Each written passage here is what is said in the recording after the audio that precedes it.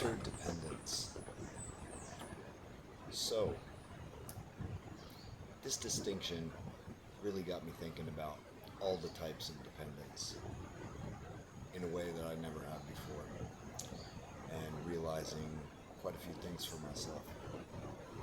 First of all, you got dependence, you got codependence, you got independence, and then there's interdependence. I see all of these now, and I never really considered them before. But so interdependence is not any of the others. Interdependence has a little bit of each of the others within it. But for example, their dependence can be good, especially in the beginning of our life. We depend on our mother and our protectors to keep us alive, and we depend on them for that.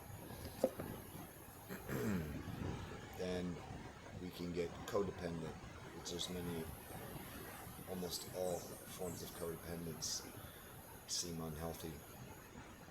And then there's independence, which, if I compare it to my life experience, that's like doubling down on everything.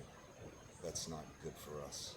It creates unhealthy dependence and codependence all at the same time. And then interdependence, an example of that I'll give is being triggered by another person. Being triggered by another person, I see now that is something that I would call forced interdependence, because we don't seem to have much control of our triggers, and our triggers are created by the mirror that the other person is giving us, and we're forced to look at it. And it can be in a good way or a bad way.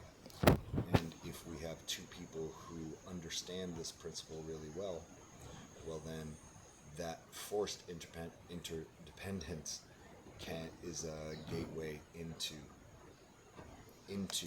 a very healthy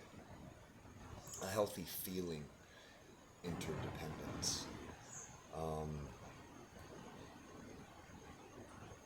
Also, to become interdependent is really, really difficult.